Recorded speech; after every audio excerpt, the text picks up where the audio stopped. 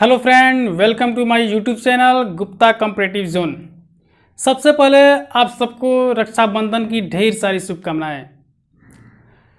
तो दोस्तों, कल हम लोग अध्ययन किए हुए थे हड़प्पा सभ्यता यानी सिंधु घाटी सभ्यता का ही बेसिक इन्फॉर्मेशन, यानी कि जो वो आरंभिक जो कुछ जानकारी थी जो कि कल की क्लास में थी। और आज पढ़ना है हड़प्पा सभ्यता का ही एक और पॉइंट, जो कि जो हड़प्पा सभ्यता का काल का निर्धारण कैसे हुआ, यानी ये कैसे पता चला कि हड़प्पा सभ्यता कब से कब तक थी। तो इसी के बारे में आज जानकारी प्राप्त करेंगे। उसके अलावा एक और पॉइंट है, इसमें आता है कार्बन 14 विधि। तो कार्बन 14 विधि के बारे में पढ़ना है।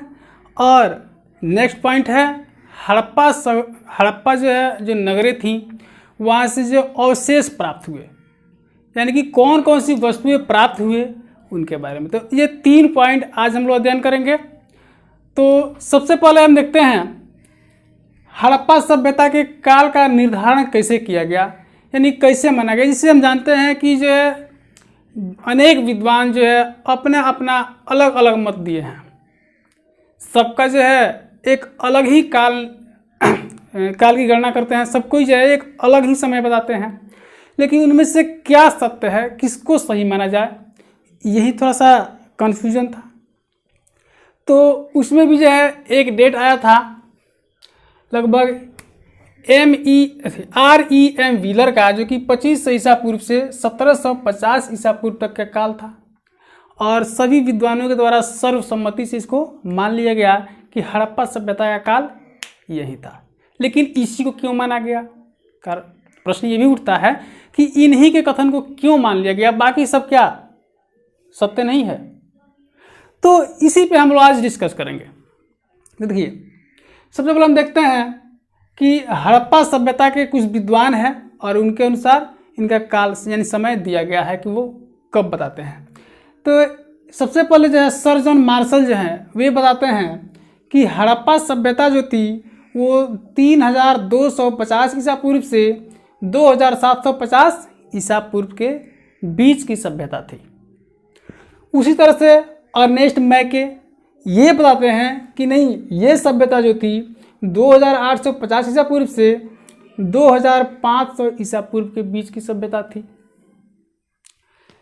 नेक्स्ट है माधव स्वरूप वत्स का कहना है कि ये सभ्यता 2700 ईसा पूर्व से लेकर 2500 ईसा पूर्व के बीच की सभ्यता थी। उसी तरह से राधा कुमुद मुखर्जी हैं, इनका कहना है कि ये सभ्यता यानी कि सिंधु घाटी सभ्यता 3200 ईसा पूर्व से 2750 ईसा पूर्व के बीच की सभ्यता थी। चलिए, REM व्हीलर, इनका कथन है कि यह सभ्यता जो थी वो 2500 ईसा पूर्व से 1750 ईसा पूर्व के बीच की सभ्यता थी।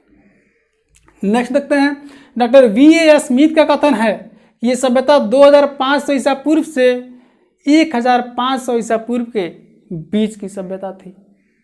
और अंतिम आता है एक रेडियो कार्बन विधि। ये ध्यान दीजिएगा, इसको रेडियो कार्बन विधि, इसको कार्बन डेटिंग पद्धति भी कहते हैं, या रेडियो कार्बन विधि, कार्बन डेटिंग पद्धति, या कार्बन 14 विधि के नाम से इसको जानते हैं। देखिए, तो रेडियो कार्बन विधि के अनुसार यानी कि ये सभ्यता जो थी 2500 ईसा पूर्व से 1750 ईसा पूर्व के बीच की सभ्यता थी, जो कि किससे मेल खाती है, ये मेल खाता है यानी कि डॉक्टर REM व्हीलर से। चलिए, तो इसको जानने के लिए सबसे पहले जानना होगा कि कार्बन 14 विधि है क्या, क्यों इसको मान लिया गया। तो सभी जो भी ये विद्वान थे, ये सब कोई सर्वसम्मति से मान लिए कि नहीं, हड़प्पा जो है सभ्यता जो थी वो इसी डेट में थी। किसका सही था, REM व्हीलर का, ये सब कोई मानते हैं। तो आइए देखते हैं आखिर ये सत्य कैसे है। याद रखिएगा, और कभी भी आपसे क्वेश्चन पूछा जाए कि सिंधु घाटी सभ्यता की काल क्या थी या उसका समय क्या था, तो हम बताएंगे कि यह सभ्यता जो थी वो 2500 ईसा पूर्व से लेकर के 1750 ईसा पूर्व के बीच की सभ्यता थी। तो अगला पॉइंट देखते हैं हम, कार्बन 14 विधि। ध्यान दीजिएगा, कार्बन 14 विधि। देखिए इसको हम C14 लिख देते हैं, कार्बन 14। इसको कार्बन डेटिंग पद्धति भी कहते हैं, कार्बन डेटिंग पद्धति।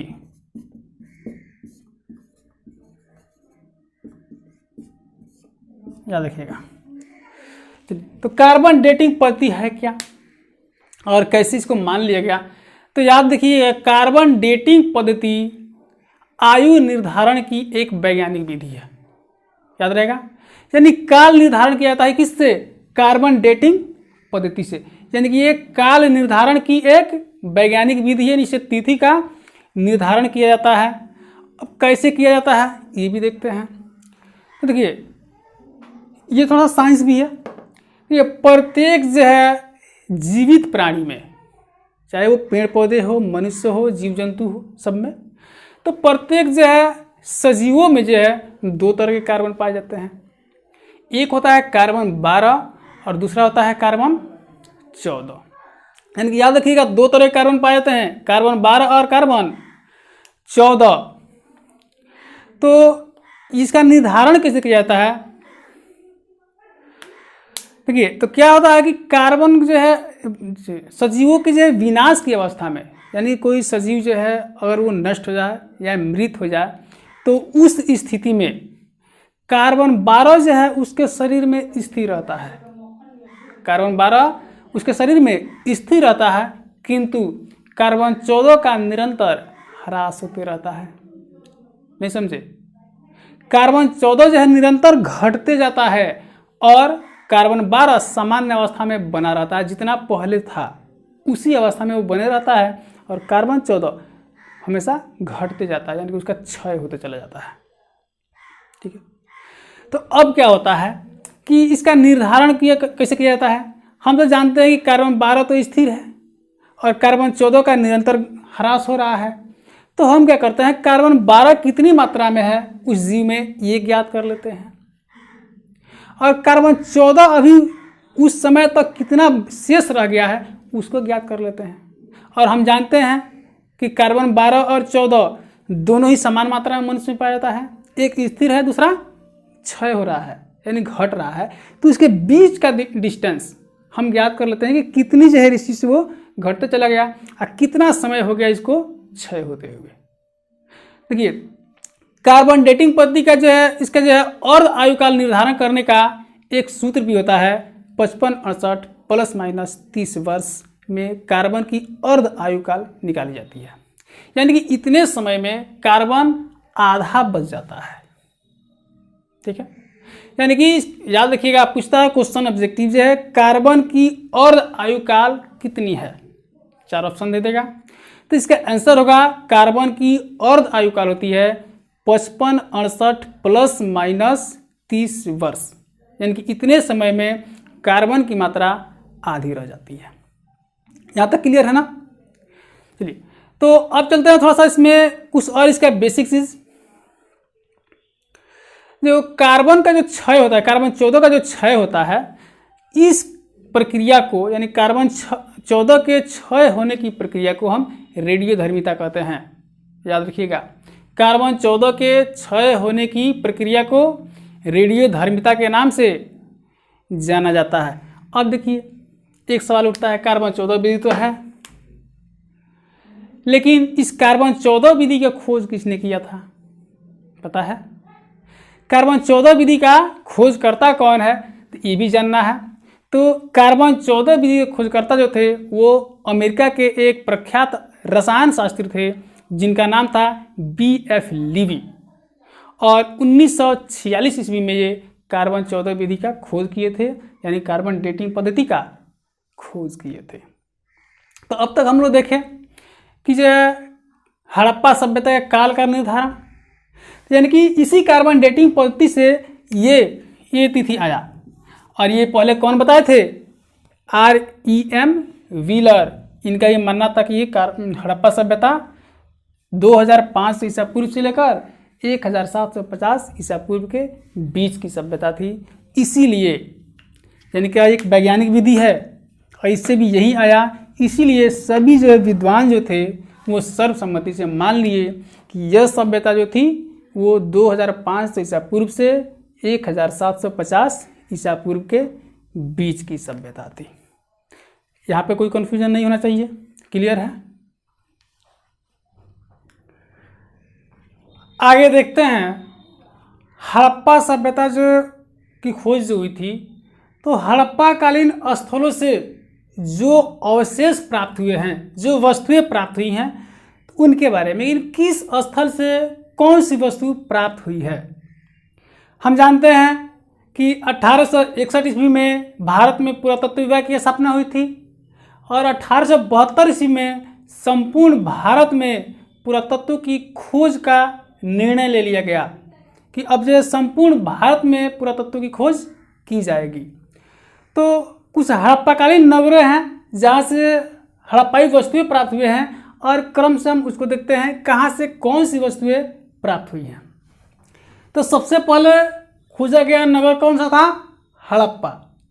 तो हड़प्पा देखते हैं।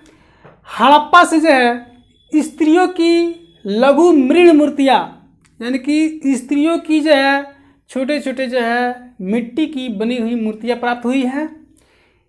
एक स्त्री की मूर्ति प्राप्त हुई है जिसके गर्भ से पौधा निकलते हुए दिखाया गया है। यानी एक ऐसी मूर्ति प्राप्त हुई है, एक स्त्री की ऐसी मूर्ति प्राप्त हुई है जिसके गर्भ से पौधा निकलते हुए दिखाया गया है। और अनुमानतः यह कौन थी? मातृ देवी की ओर संकेत करता है और इसलिए इनको मातृ देवी की मूर्ति मान लिया गया है।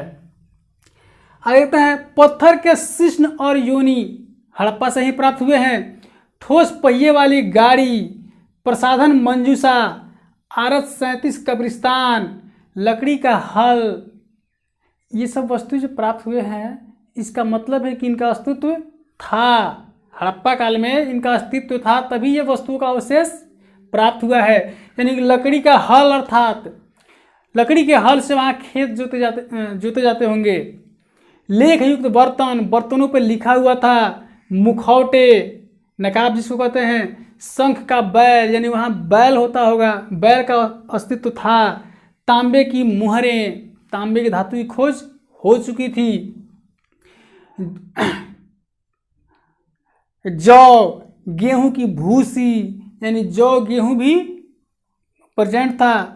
मटर व तिल के खेती के प्रमाण, अर्थात मटर और तिल भी वहाँ पे उपलब्ध थे। खरगोश की चित्र वाली मुद्रा, यानी खरगोश जानवर भी था। तो ये सब जो अस्तित्व में थे उस समय वही अवशेष प्राप्त हुए हैं। आगे देखते हैं मोहनजोदड़ो। तो मोहनजोदड़ो से क्या प्राप्त हुआ? तो खैर मोहनजोदड़ो को पढ़ने से पहले हम जानेंगे कि मोहनजोदड़ो क्या है। यानी मोहनजोदड़ो जो है सिंधी भाषा का एक शब्द है जिसका अर्थ होता है मृतकों का टीला, यानी कि वैसा स्थान जहाँ मुर्दों को दफनाया जाता था या जलाया जाता था, तो वो था मोहनजोदड़ो। याद रखिएगा, मोहनजोदड़ो को मृतकों का टीला कहा जाता है। ये सिंधी भाषा का शब्द है। एक चीज़ और देखिएगा, मोहनजोदड़ो की भूमि बहुत उपजाऊ थी। यानी कि जितने भी हड़प्पाकालीन स्थल प्राप्त हुए हैं उन सब में अधिक उपजाऊ भूमि मोहनजोदड़ो की ही थी। यही कारण है कि मोहनजोदड़ो को सिंध का बाग कहा जाता है। ठीक है, क्वेश्चन पूछता है सिंध का बाग किसे कहा जाता है? तो याद रखिए मोहनजोदड़ो। अब देखते हैं मोहनजोदड़ो से कौन कौन सी हड़प्पाई वस्तुएं प्राप्त हुई हैं। तो पुजारी का सिर, यानी कि पुजारी का सिर, यानी कि उसका अवशेष। मोम के सांचे, कांस्य की नर्तकी, कांस्य एक धातु है तो उस धातु की बनी हुई एक नर्तकी। सभागार, जहाँ पंचायत होती थी। सीप का पैमाना स्पष्ट है, यानी कि नाप तौल की पद्धति से हड़प्पावासी परिचित थे। सूती वस्त्र, सूती कपड़े का अवशेष, यानी कपास की खेती होती होगी। तभी सूती वस्त्र मिलता है। पानी का जहाज यानी कि व्यापार भी होता होगा।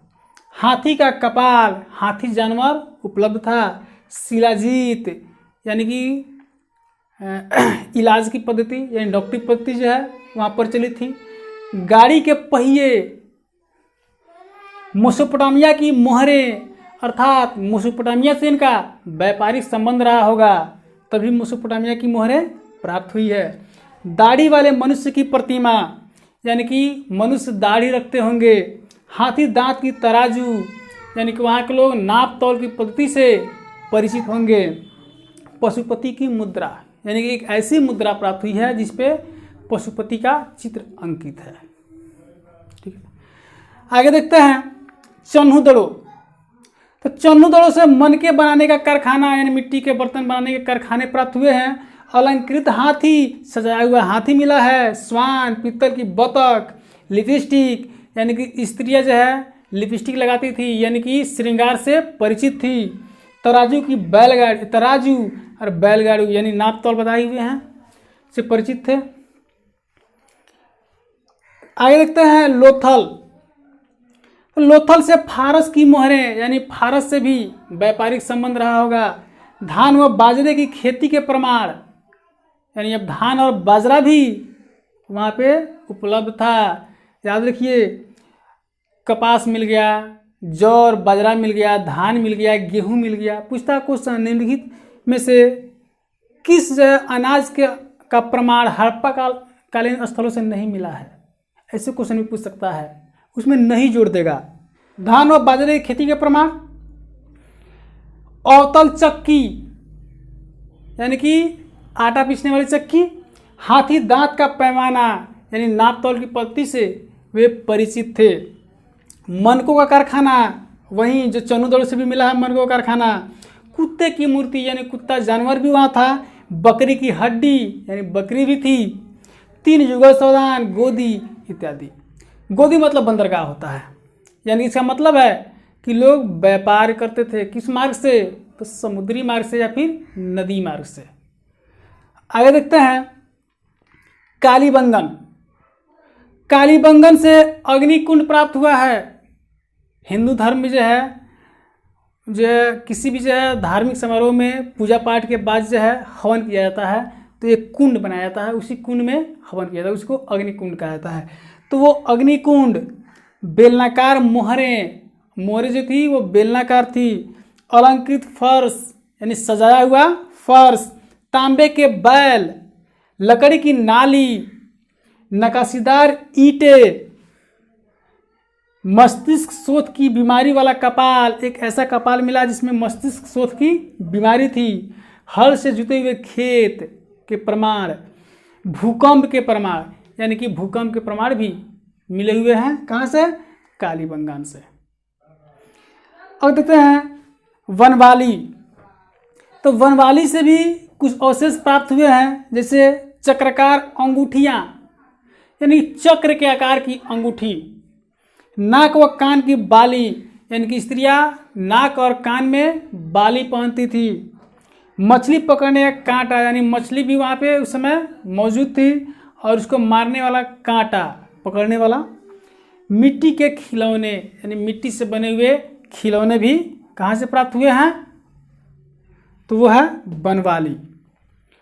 तो इस तरह से जो है हम देखे हड़प्पा कालीन नगरों से कौन कौन से अवशेष प्राप्त हुए, इसकी जानकारी मिली। चलिए आज के लिए बस इतना ही। नेक्स्ट जो है पॉइंट लेकर के हम अगले वीडियो में आएंगे। तब तक के लिए आप लोग इजाज़त दीजिए। लेकिन इससे पहले यदि आप मेरे चैनल को सब्सक्राइब नहीं किए हैं तो सब्सक्राइब कर लीजिए और लाइक कीजिए और बेल आइकन को दबाइए ताकि सबसे पहले नोटिफिकेशन आप तक पहुंच सके। धन्यवाद।